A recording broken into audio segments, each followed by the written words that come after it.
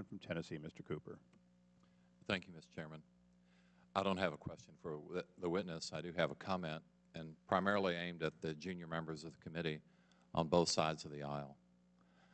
I think all of us realize that this Congress is viewed as dysfunctional, and I would submit that this committee is also viewed as dysfunctional.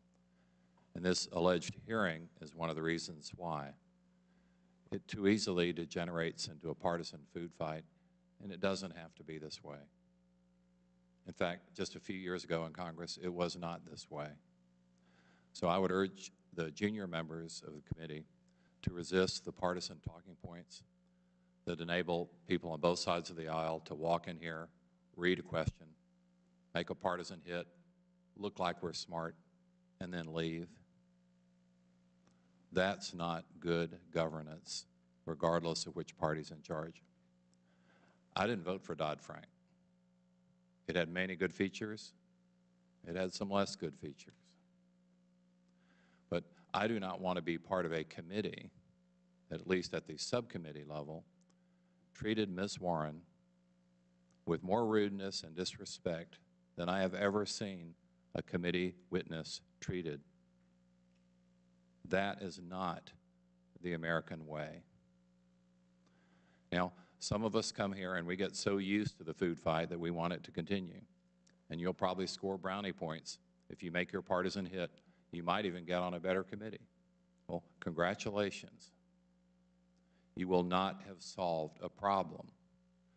I would suggest to the chairman and the ranking member that oftentimes a seminar format is much more instructive, is much more educational than the sort of partisan charade we seem to continue to engage in, with hearings like this. I would urge members to read Ms. Warren's, one of her books. I've only read The Two-Income Trap. It's outstanding. Your constituents back home should read this book. Your bankers back home should read this book. Then there'd be a lot less hatred, a lot less discord, a lot less anger, because this lady's trying to do the right thing. And we all recognize that consumers oftentimes get the short end of the stick. I've tried to refinance my home mortgage several times to take advantage of today's record low interest rates, and the paperwork is a blizzard.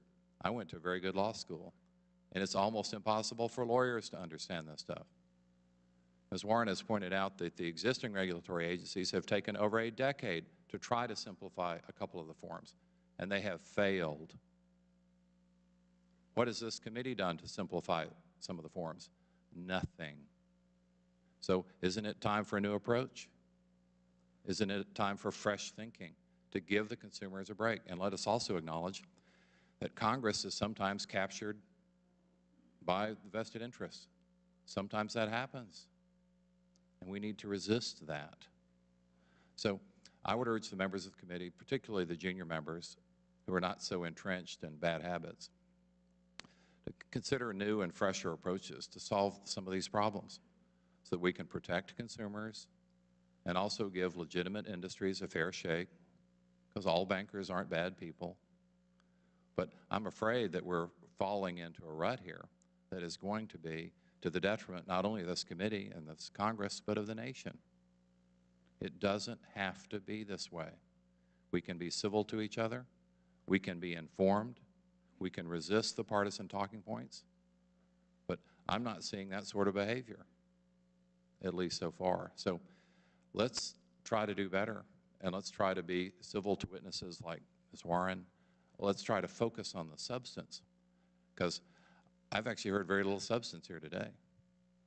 And there are better ways to solve our problems, and I hope that this committee will be part of those. So I thank the chairman.